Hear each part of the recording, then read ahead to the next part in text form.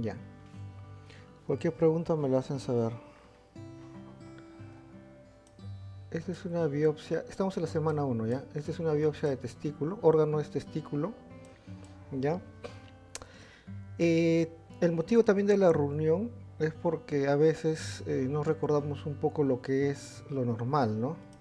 Vamos a ver un repaso de lo que es lo normal, ¿no? Entonces vamos a acá, vamos a ver un testículo normal. Primero cómo se ve, ¿ya? Un testículo normal.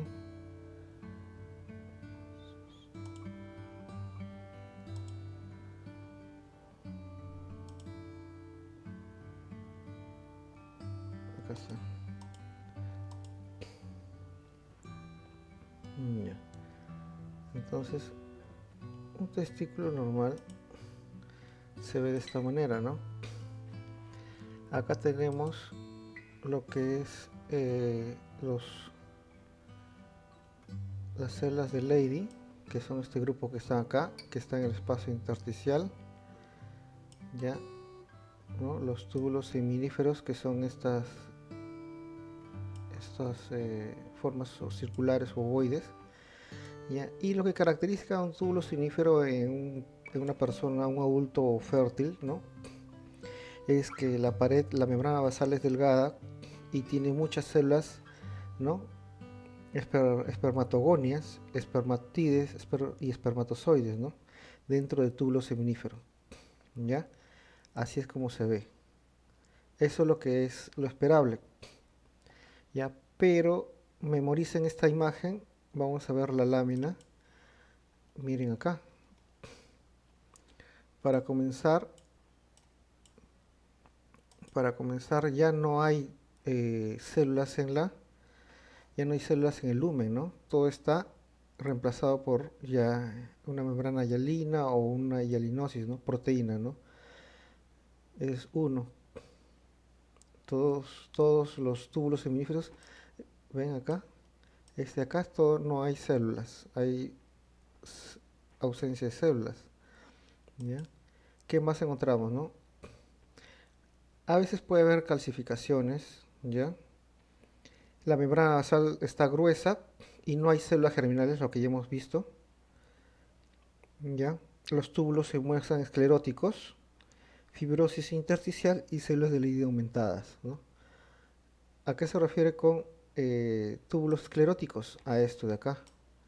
Los túbulos no tienen células y están esclerosados, ¿no? Vamos a buscar las células de Leydig. Por ejemplo, acá hay un grupo de células de Leydig. ¿Las ven? Acá hay un grupo de células de Leydig, ¿no? Aumentadas de tamaño, aumentadas en número, ¿no? Comparado con estas de acá, ¿no? ¿Ven?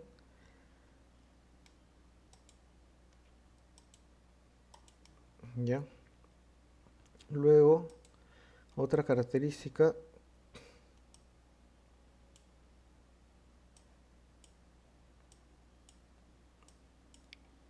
ya, es la fibrosis del espacio intersticial, que es esta de acá,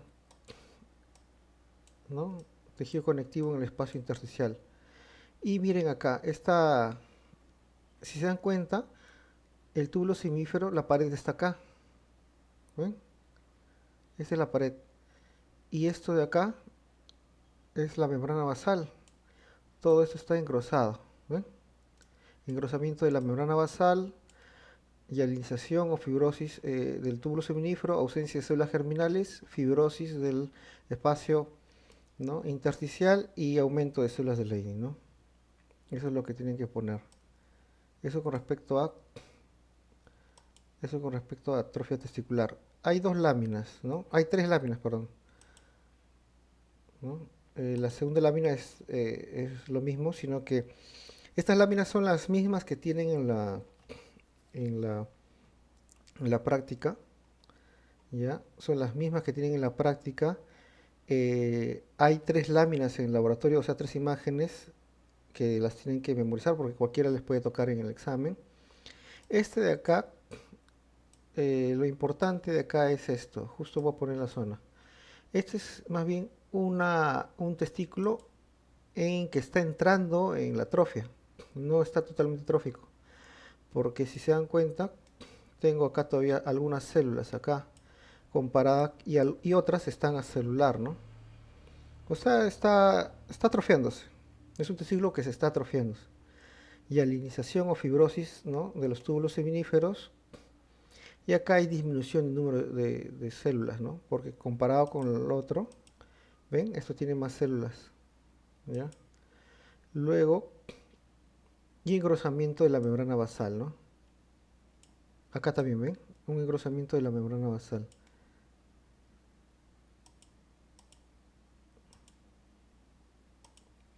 Y este de acá,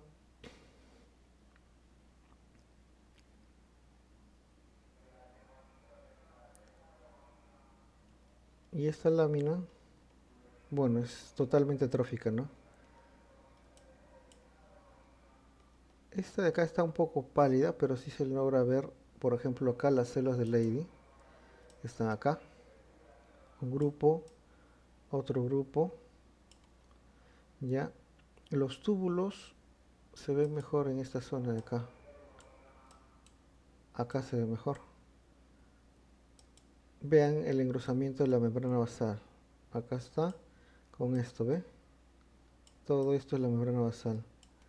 Ah, igual acá, ¿no? Miren, un túbulo y el lumen está acá.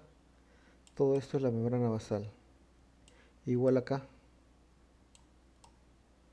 todo esto es la membrana basal. ¿Ya? La siguiente es infarto de miocardio.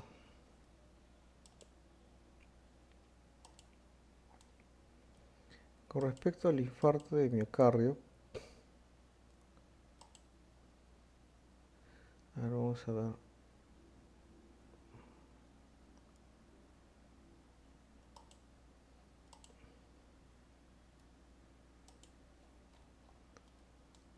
Ajá,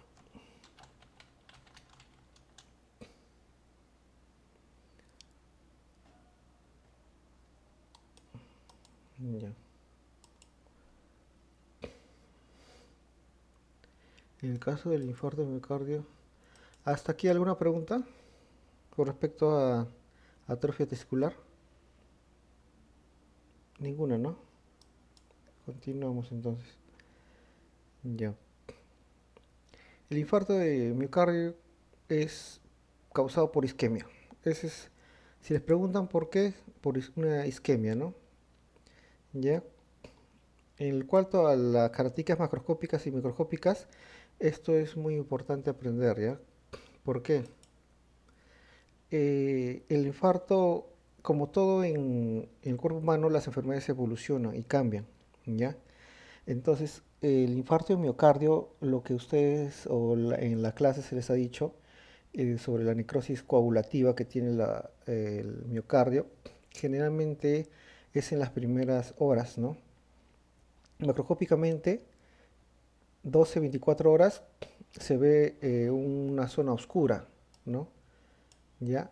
Y va evolucionando a las 3 octavas semana que ya se abre una cicatriz y esa se ve macroscópicamente de blanco, ¿ya? La necrosis coagulativa se da hasta el tercer día. Una vez que pasa el tercer día, tercer día al séptimo día ya hay, los macrófagos llegan y comienzan a comerse Carlos Arranco y Iván Alvarado. Hola a todos. Ah, ya, otro mensaje automático. Ya. De 3 a 7 días los macrófagos llegan y se comen el tejido muerto. El 10 a 14 días ya llegan los fibroblastos para producir, ¿no?, tejido colágeno, fibrosis, y ya es reemplazado en la segunda semana, todo el tejido es reemplazado por fibrosis, ¿ya? Entonces, eso quiere decir que tendríamos que tener, para tener necrosis coagulativa en una lámina, tendríamos que tener un corazón que haya fallecido en el al tercer día, lo mucho, ¿no? Ese es para ver la necrosis coagulativa, ¿ya? Lo cual es un poco difícil. Por ejemplo, acá,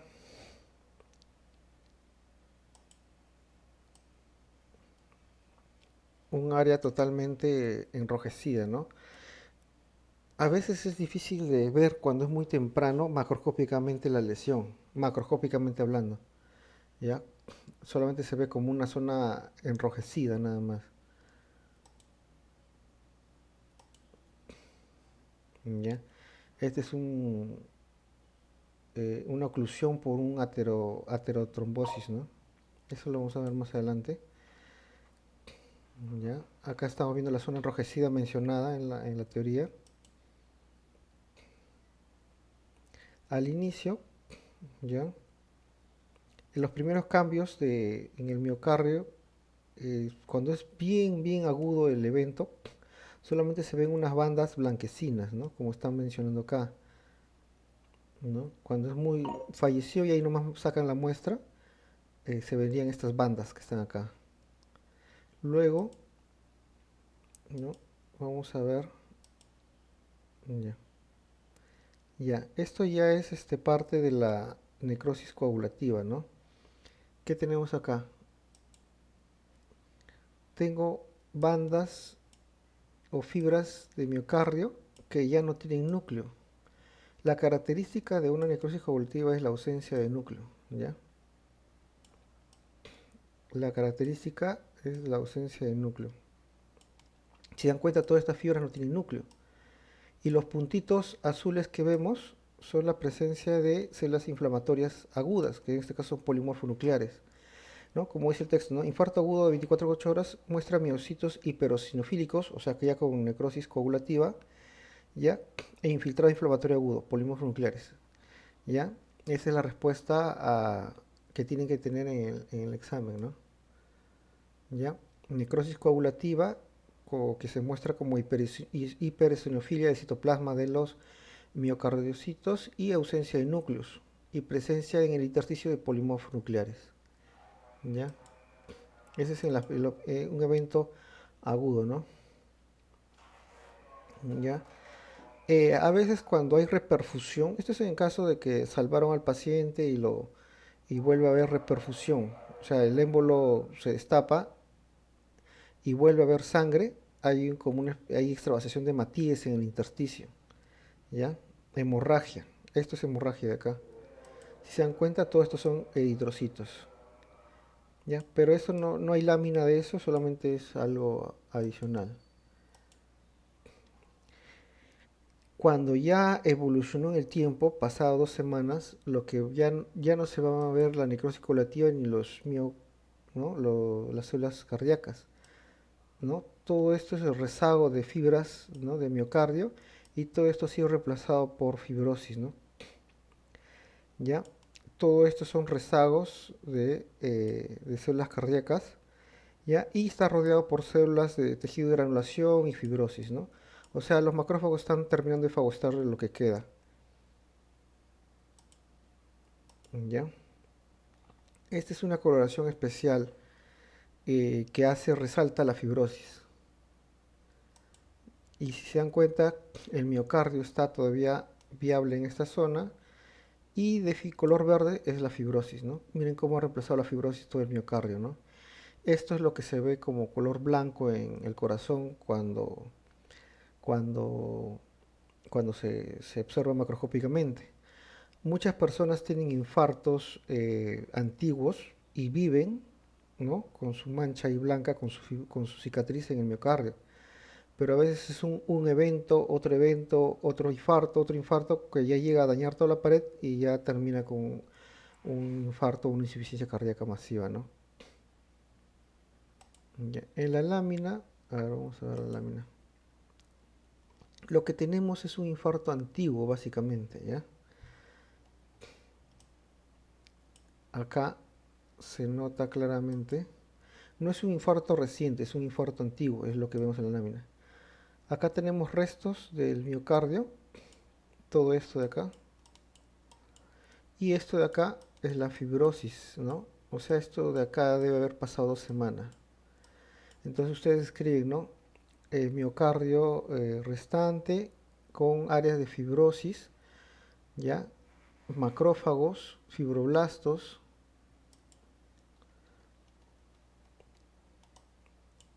hemosiderina, esto es hemosiderina, ¿no? Esto es hemosiderófagos, fagocitando restos de, ¿no? hemosiderina, un poquito de hemorragia y tejido conectivo fibroso. Eso es todo lo que se tiene que responder, ¿no? Con respecto, bueno, este de acá no está en la práctica, ¿ya? La que está es la que sí, si no me equivoco, es metaplasia, ¿no? Metaplasia, eh, metaplasia cervical y displasia, ¿no? E infarto de pulmón, ¿no? Solamente para comentar nada más un poco esto.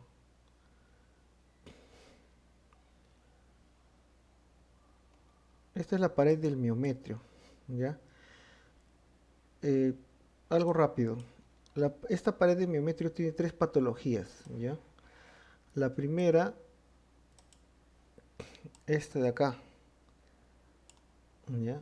Esta de acá. Si lo ven a grosso modo, esto se llama aterosclerosis de Monkerberg o aterosclerosis de la capa media. Es muy diferente de la aterosclerosis por depósitos de lípidos que vemos en la práctica, porque esta no tiene inflamación y se da como una depósitos de calcio, que es esta de acá, y se da en la vejez, esta área, ¿ya? Y no hay inflamación. Si se dan cuenta, no hay inflamación. En cambio, la placa de ateroma se da en la capa más superficiales, ¿ya? En la íntima, y está asociado con inflamación y macrófagos, ¿ya? En cambio, esta no. Esta es totalmente diferente, ¿ya? Muchos ya en la edad más adulto van a tener y no, a veces ni se dan cuenta, ¿ya? Segundo, esta paciente sufre de algo que se llama adenomiosis, ¿ya? Adenomiosis implica que esta área, si se dan cuenta, hay unas glandulitas. Estas glándulas no deben estar en el miometrio, ¿no? O esto de acá, ¿ya? ¿Qué significa? Que esta mujer, cada vez que ha tenido menstruaciones, ha tenido mucho dolor por menstruación, ¿no? Es una causa de dolor a la menstruación. Se llama adenomiosis. Y tercero, tiene una atrofia muy probable que sea por la edad, ya por la vejez, que es que cómo se ve una atrofia.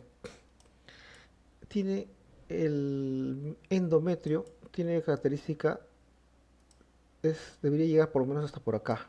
Uno. Dos, debería haber más glándulas, ¿ya? Más glandulitas. Y tercero, no debería estar dilatado como esto. Debería estar más pequeña y de este tamaño, ¿no?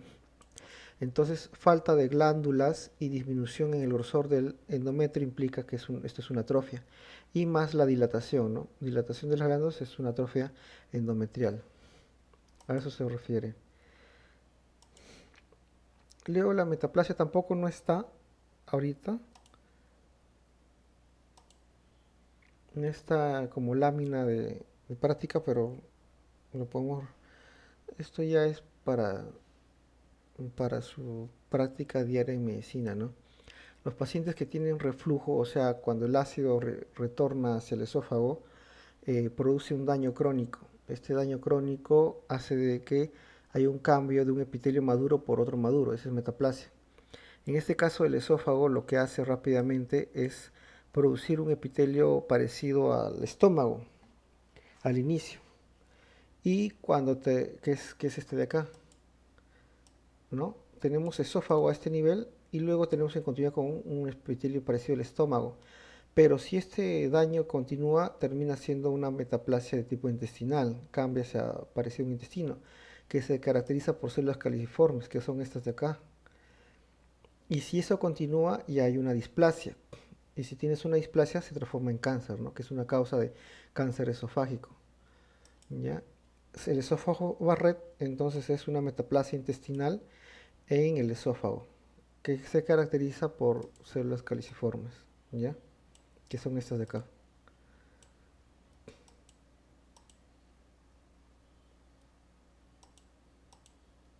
Mm,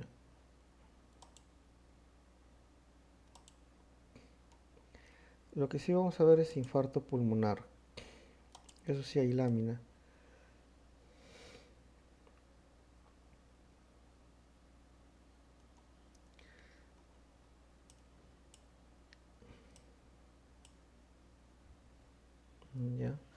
A ver, vamos a buscar en el texto.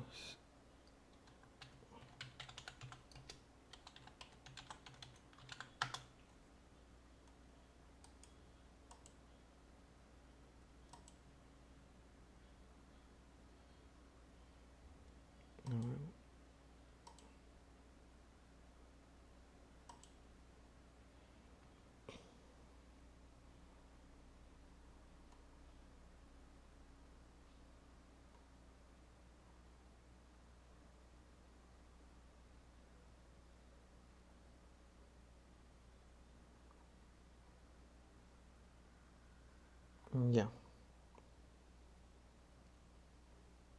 vamos a buscar el Pathology Outline.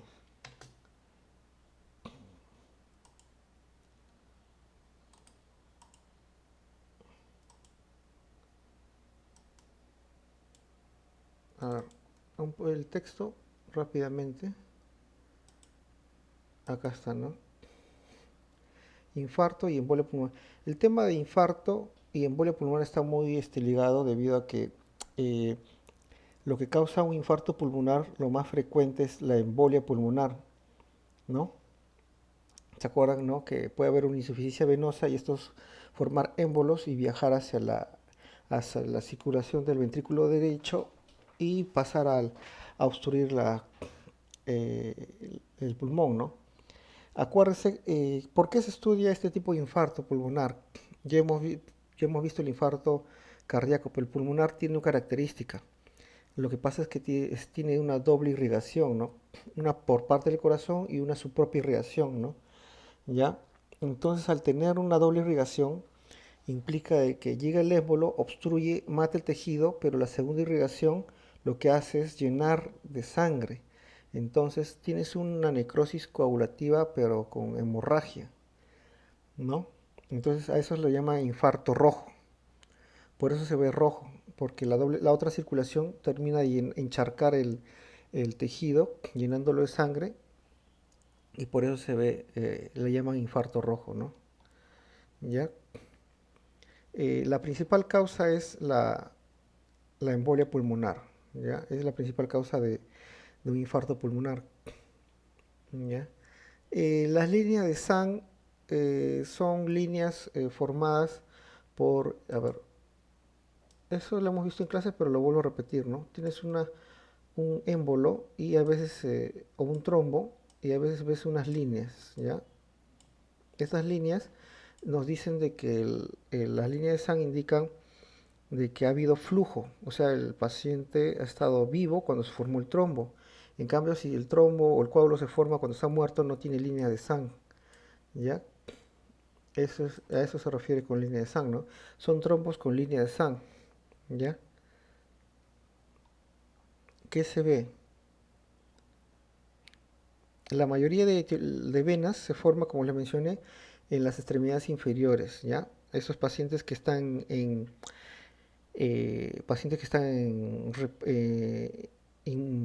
sedentarismo, ¿no? Sedentarios o que tienen una patología obstructiva de las venas inferiores son los que más émbolos mandan, ¿ya?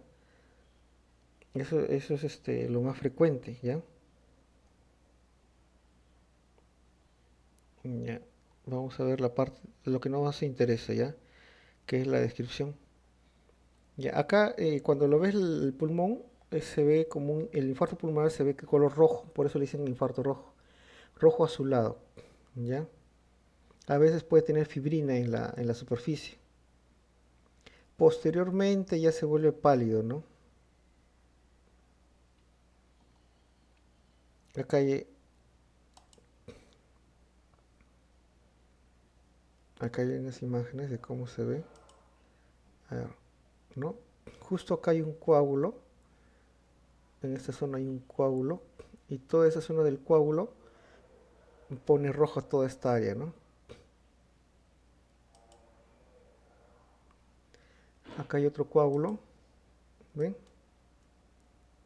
Es un coágulo, o sea, le han hecho una necropsia, han abierto sus, ¿no?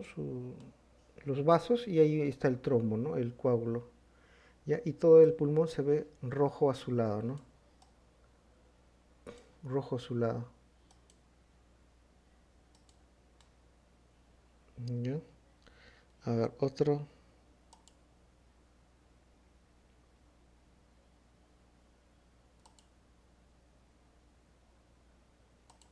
Ya, ya, vamos a ver. De frente lo vamos a...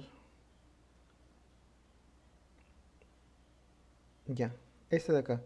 La descripción típica que está en todos los libros es una zona de hemorragia. Ya le dije por la doble circulación que tiene el pulmón.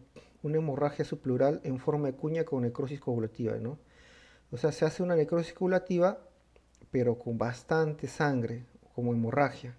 Diferente al infarto del corazón, que es una necrosis coagulativa, pero con inflamación aguda, con polímeros nucleares que evoluciona hacia una fibrosis. Este no, este es una necrosis coagulativa con hemorragia, ¿no? Esto es lo que tiene que ir sí o sí en su inscripción, sí o sí, ¿ya? ¿Ya? Algunos incluso mencionan de que el pulmón, ¿no? Más o menos el pulmón es así. Dicen que cuando obstruye, por ejemplo, ¿no? un vaso a este nivel, se forma una figura de cuña, cuyo, cuya base es la pleura y el vértice, el punto de la vértice es donde está el trombo, ¿no? Pero eso es según el libro, pero como dice acá el texto, los informes pueden prestarse de varias formas, ¿no? ¿No? Sí, hay varias, pueden tener formas geográficas, esféricas o místicas, ¿no? No necesariamente como dice algunos libros, como ese en forma de triángulo, ¿ya? Pero lo principal es buscar la necrosis coagulativa y la hemorragia, ¿ya? ¿Ya? Eso es lo que tiene que ir sí o sí, ¿ya? Entonces vamos a ver.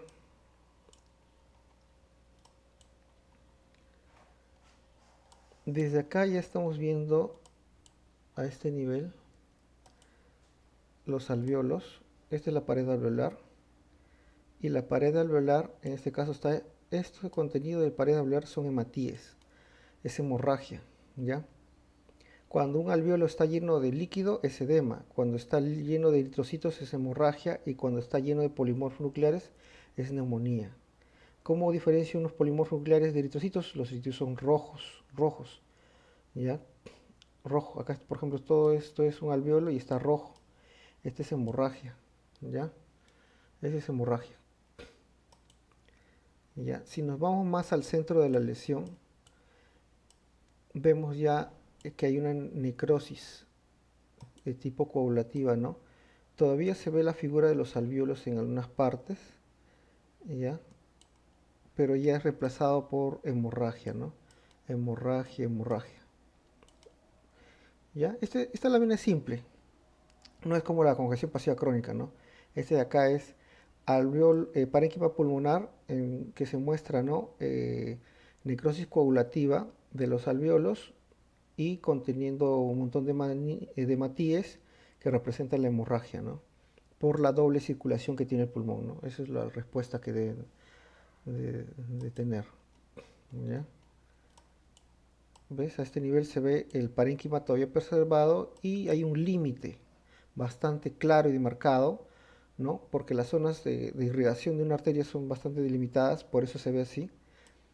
Y nuevamente nos acercamos. Si tienen un poquito de observación o más, si se dan cuenta, miren acá, de forma paralela voy a dibujar el alveolo. ¿Ven? Está la figura del alveolo acá. Acá hay otra pared alveolar, pero ya no tiene núcleos porque está haciendo una necrosis coagulativa y el contenido son hematíes, ¿no? Hemorragia y necrosis coagulativa por la doble circulación. Ya, esa es la respuesta. Luego viene lo que es displasia cervix. ¿Hasta ahí alguna pregunta?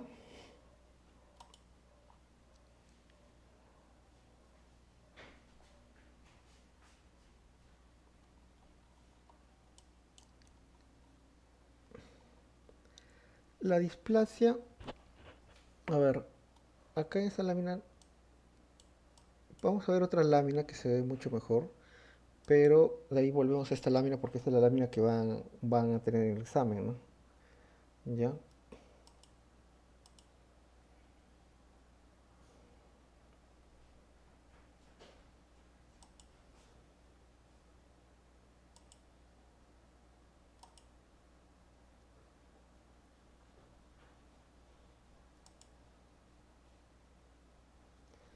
Ya.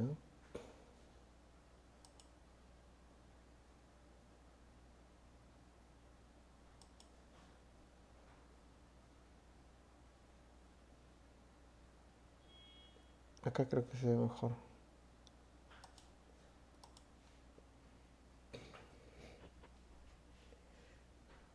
Ya. Este es un cervix. Ya.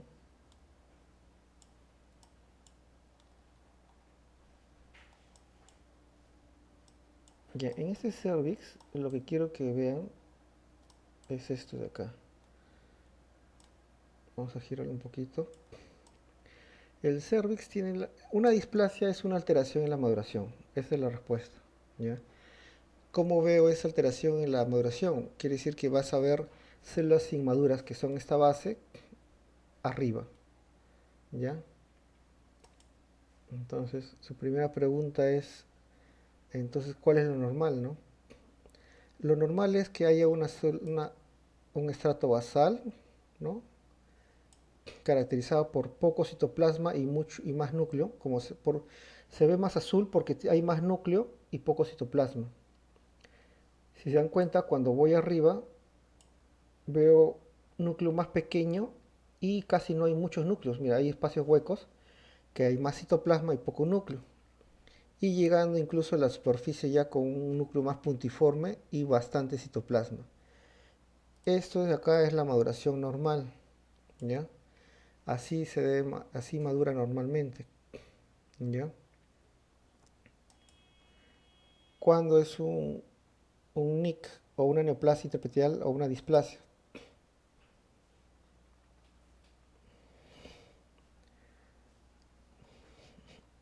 ¿Ya? Ah, justo me voy a ubicar en una zona donde está el límite entre lo normal y el NIC. Acá todavía se dan cuenta que hay una basal y hay una maduración, ¿cierto? Si me voy a la izquierda, ven acá, es puro núcleo. ¿Ven? ¿Ven la diferencia? El núcleo y ya incluso arriba hay poco citoplasma, lo que eso no es normal, ¿no? Otra cosita más es que, miren acá, mitosis, mitosis, mitosis, mitosis, mitosis, ¿no? Eso es una, y las mitosis no deben estar muy arriba, solamente las mitosis deben estar abajo, indicando que esta zona está produciendo células y arriba ya no diría mitosis, pero en una displasia sí hay mitosis, ¿ya? Esta es una displasia, ¿ya? Una displasia de alto grado, ¿ya? En la lámina que nos dan en el examen, si bien no está tan coloreada como la que hemos visto ahorita, la parte normal es esta de acá, ¿ya? Está un poco descolorida, sí, pero se nota que acá hay más células y en la parte superior hay más citoplasma y menos núcleo, ¿no? En esta zona. Si me voy más a este nivel, ven acá, ven como que hay un montón de núcleos hasta arriba, ¿no? Eso es displasia, ¿ya? Ahora, también en cuanto a uno de los alumnos me preguntó sobre la metaplasia de cervix, ¿no? La metaplasia de cervix, como ya les dije, como mencioné en el esófago red, es un cambio de epitelio maduro por otro maduro. En este caso, vamos a ver este de acá.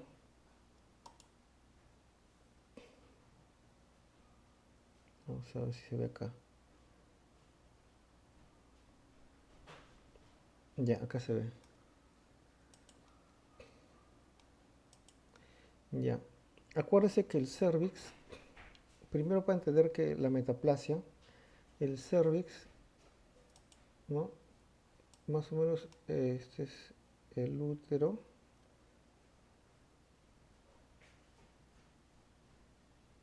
¿no? El cuerpo del útero es esto de acá, y el cervix es este de acá. ¿Ya? El cervix viene está en comunicación con la vagina. Y esta sección hasta el límite de acá hay epitelio escamoso. A partir de este límite para allá es epitelio de tipo endocervical. Es un epitelio cúbico, ¿no? De esta forma, ¿no? Cúbico con su núcleo así, ¿no? Así. En cambio el epitelio de acá es escamoso, que es el que acabamos de ver, ¿no? Son varias capas de células en varios niveles. ¿Ya? Acá solamente es un epitelio cúbico, cilíndrico, perdón, cilíndrico simple. ¿Ya? ¿Qué pasa? Que a veces por factores hormonales el epitelio escamoso asciende, sube hasta este nivel. ¿Ya? El hecho de que asciende el epitelio escamoso se meta más hacia el cervix es una metaplasia. Y a veces cuando pasa el periodo, ¿no?, hormonal, el epitelio endocervical regresa a su estado normal, ¿no?, a su límite normal. Toda esa zona se le llama zona de transformación, ¿ya? Y el motivo es proteger el cervix ante injuria y ante los cambios hormonales también hay metaplasia, ¿ya? O sea, la metaplasia es un cambio normal en la mucosa del cervix, ¿ya? Y es cíclico. En cambio, la displasia es patológico y es proclive a la transformación de un cáncer, ¿ya? Entonces, ¿cuándo sé que estoy frente a una metaplasia? Este es el epitelio endocervical, el que le dije, ¿no? Es un cúbico, no, perdón, cilíndrico, monoestratificado, ¿no? ¿Ya? Toda esta parte nos indica que ya es endocervix. Si voy subiendo, acá veo un epitelio escamoso. Eso indica que el epitelio escamoso que está encima de la mucosa endocervical, esto corresponde a una metaplasia, ¿ya? Esa es una metaplasia del epitelio escamoso, metaplasia, ¿no? Es una metaplasia por el hecho de estar encima de la mucosa endocervical, ¿ya? Así es como lo hayas, ¿no? Entonces, cuando respondan el examen, metaplasia es el cambio de un epitelio maduro por otro maduro. En el caso del cervix, es la transformación de epitelio de cervical a epitelio escamoso, ¿no? ¿Ya?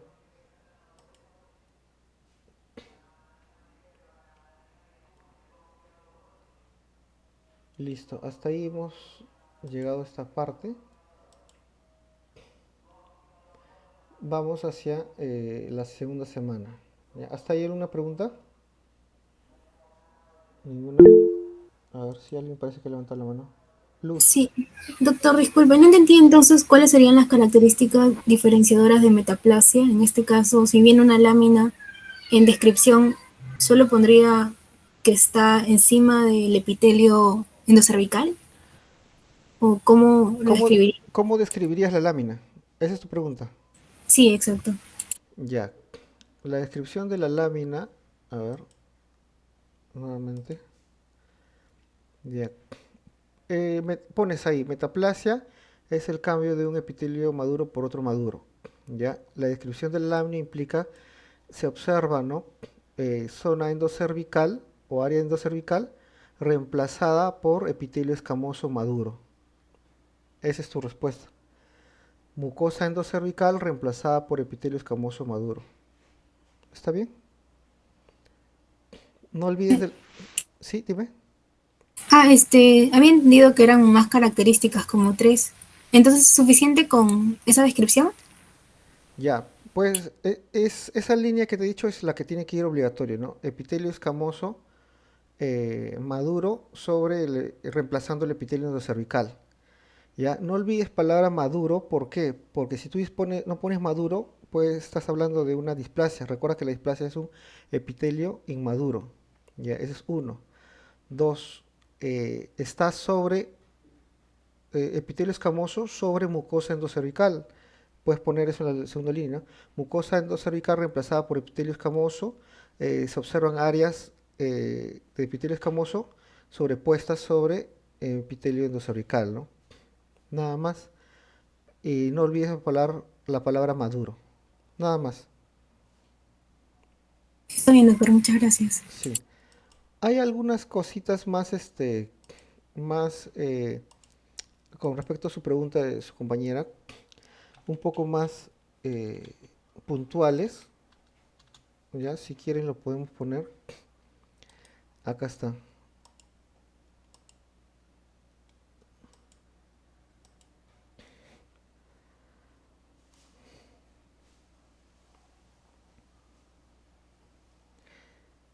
Ya. Por ejemplo, acá está, en esta descripción, este es un poquito de descripción ya más para un posgrado, ¿ya? Pero pueden incluirla porque es válido, ¿ya? Por ejemplo, hablan del tamaño y forma nuclear uniforme, ¿no? Con cromatina fina y núcleos eh, discernibles, ¿no? Que por ejemplo, les dije sobre la mitosis. Pueden poner ahí mitosis en la capa basal, ¿no? No sin mitosis en la capa basal. A eso se refiere, ¿no? Tasa mitótica variable, pero sin formas atípicas. Eso quiere decir que la mitosis está en la capa basal. Mitosis en la capa basal sin presencia de formas atípicas en las partes superiores, ¿no? Esa es otra característica que también les mencioné, ¿ya? Acá dice disposición lobular o anidada, hace referencia a esta imagen de acá. A veces recuerden que las glándulas endocervicales tienen esta forma, ¿ya? Mejor lo vemos en la lámina. ¿Dónde está? Ya creo que lo borré. Ya. Miren, dense cuenta que las glándulas, como su nombre indica, tienen esta forma. Viajan por arriba y luego se meten como esta figura de acá. ¿Ven? Y luego sube y se vuelve a meter como esta figura de acá. Sube y vuelve a meterse. Esa es la forma de una glándula, como esta de acá, ¿no? Acá también se mete, ¿ya? Entonces, obviamente, si hay una metaplasia, a veces la metaplasia se mete también. A eso se llama forma lobular. A eso se está refiriendo en esta imagen de acá. Forma lobulada, ¿no? ¿Ya? Con núcleos uniformes, sin mitosis atípicas, ¿no? Puedes agregar eso en tu descripción, Luz. Sin mitosis atípica y núcleos uniformes, ¿no? ¿Qué más dice acá? ¿Ya? Nada más. Eso es lo mínimo necesario que debes describir, ¿no? ¿Ya? Y eso es lo que más pueden entender ustedes también, ¿no? Esto ya es inmunohistoquímica.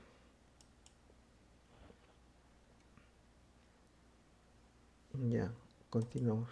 ¿Hay alguna pregunta más?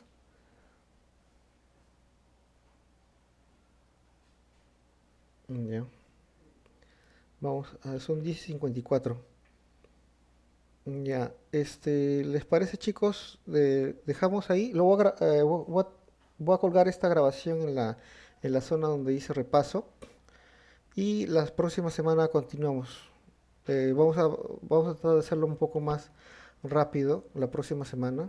Traten de leer un poquito más. Básicamente un repaso. El objetivo no es repetir el texto que ya está, ¿no? Porque si se dan cuenta ya hay videos hechos eh, que los pueden repasar, ¿no? La idea es, en un repaso es responder dudas puntuales, ¿no? Dudas puntuales que ustedes tienen después de haber visto los videos y después de haber visto las láminas, ¿ya? Sí, Saray. Profesor, buenos días. ¿Podría mostrar una lámina de necrosis licuefactiva, por favor? En pulmón específicamente. ¿Quieres volver a ver la lámina de la Sí, necrosis? Ya, sí, por favor. ya. El infarto pulmonar, como les dije, su característica especial la hace su doble circulación. Entonces vas a tener una necrosis coagulativa, básicamente. Necrosis coagulativa con hemorragia. Si te das cuenta acá, el área que irrigaba la arteria que ha sido obstruida está bien delimitada. O sea, profe, voy a tener o Dime. sea, va a ser coagulativa. Sí, sí, estaba acá, incluso lo hemos visto acá. Pero lo que pasa es que nos dijeron que era licuefactiva cuando... O sea, Ah, la ¿cómo? lámina 5 era licuefactiva, no coagulativa. Uy, ahí sí hay una... La coagulativa más bien era en vaso, que mm, no, que no nos ha mostrado. Pero en pulmón sí era licuefactiva. Al sí, menos así está en la práctica. está en el libro. Así está, claro, en las prácticas que nos dan en las guías sí está así. Ya, ya. Acá hay una contradicción en todo caso, porque si se das cuenta, acá mismo dice, eh, sí, Maricielo, Maricielo, Ah, sí, justo quería hacer la misma pregunta que ya hizo Sarai, porque en nuestras guías nos dijeron de necrosis licuefactiva, no coagulativa. ya. Y aparte de eso, quería preguntar, o sea, cuando aparece ese tipo de preguntas, bueno, yo tengo conflictos de cómo voy a poner cuando me dicen diagnóstico, cuando me ponen cuando me preguntan por diagnóstico, ¿qué voy a poner? ¿Lo que dice en las guías? O sea, ¿cuál es la forma correcta de poner diagnóstico? El diagnóstico, por ejemplo, en este caso es infarto pulmonar. Diagnóstico es infarto pulmonar. ¿A eso te refieres? Dime, Gabriela. Sí, buenos días, doctor. Nos han comentado que van a venir las 5 preguntas y todas van a seguir esta estructura. Van a ser 3 puntos. Primero, tipo de lesión, diagnóstico histopatológico y luego la descripción. Eh, Le pediría, por favor, si podríamos ver una lámina y usted nos diría qué tendríamos que poner en cada uno de estos puntos, por favor, para darnos una mejor idea. Ya, ¿qué puntos te refieres? Son tipo, nos van a mostrar una lámina y luego nos tenemos que rellenar el primer punto, tipo de lesión, luego diagnóstico histopatológico y luego una descripción microscópica. Bueno, más o menos he estado haciendo eso con las láminas, ¿no? No sé si se has dado cuenta, ¿no? Eh, Sí, doctor, pero ¿qué Claro, pero disculpe, ¿nos puede dar un ejemplo? O sea, es que hay, por ejemplo, en la parte de diagnóstico y descripción histopatológica, o hay, son parecidas, algo así. O sea, ¿nos puede dar una lámina y un ejemplo de cómo debe ser un diagnóstico, cómo debe ser una descripción? O sea, de una lámina en específica y no combinarla, las láminas, algo así. ya. He estado tratando de ser secuencial con las láminas, pero puedo volverlas a repetir, no hay ningún problema. Eh, de repente tu duda es qué estoy hablando, ¿no? Que estoy haciendo una descripción microscópica o estoy haciendo un diagnóstico, ¿no? ¿A eso te refieres, Maricielo? Sí, algo así, ajá. Ya. Mira, a ver, para terminar con Saraí, creo su pregunta, justamente estaba buscando esta página. Primero con Saraí, creo que es lo que dijo. Mira, justo habíamos hablado, estaba por acá. A ver, acá está. Justo quiero que veas esta parte, Saraí. Sí, Dice, pero... mira, lee esta parte. Ah, ya. La descripción típica de un libro de texto es una zona de hemorragia subpleural en forma de cuña con necrosis coagulativa. Ujú, ahí está. Mm, entonces, ¿cuál sería la lámina 5 que nos han mostrado? Ya. Mira, te voy a explicar, como le dije en su momento para terminar contigo, el Ujú. tema es de que la enfermedad no es estacionaria, ¿ya?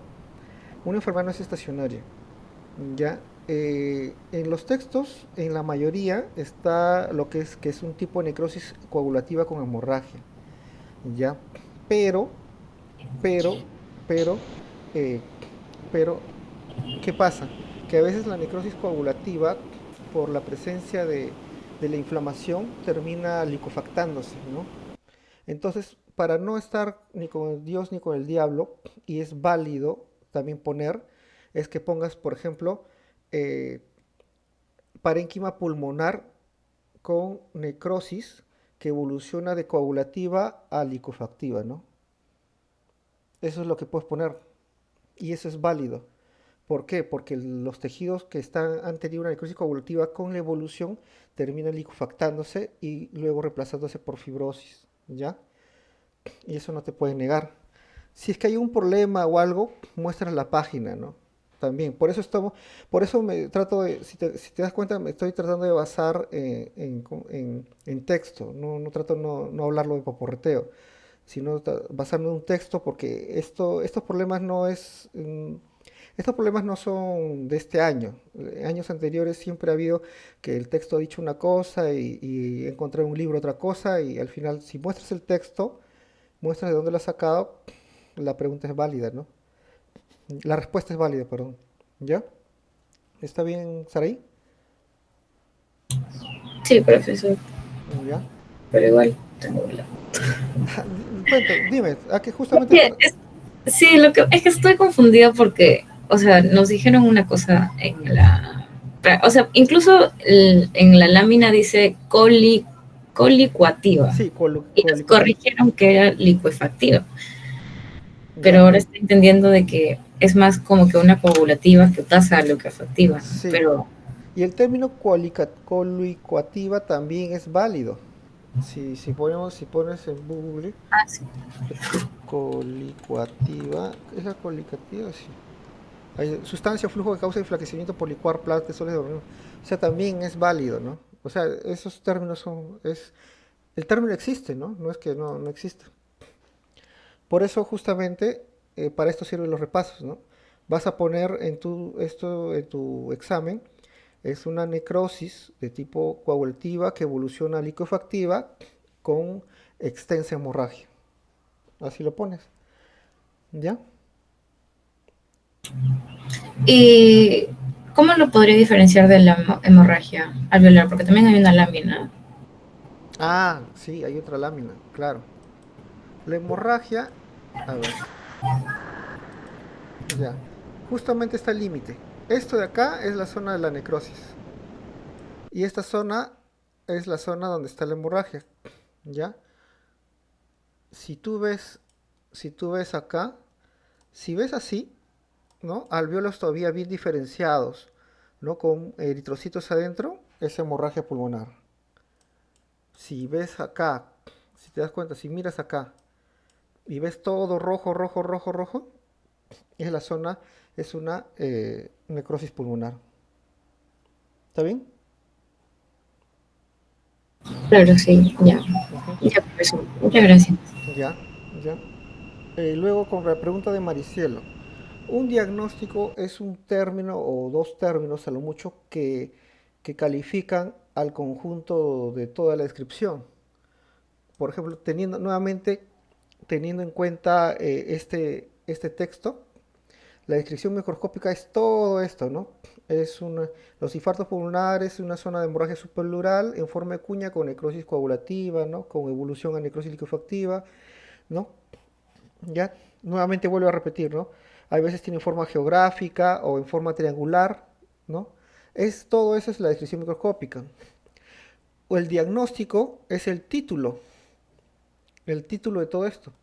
Este es el diagnóstico, Maricielo. Infarto pulmonar, ¿ya? ¿Está bien? Esa es la diferencia entre diagnóstico y descripción microscópica. En descripción microscópica no vayas a poner infarto pulmonar, eso es totalmente descabellado, ¿ya? Descripción ya les dije. Y el diagnóstico es el conjunto, es la palabra que ya define o concreta toda la descripción microscópica, que es toda esta lista que están viendo acá. Toda esta lista que están viendo acá es la descripción microscópica. ¿Ya?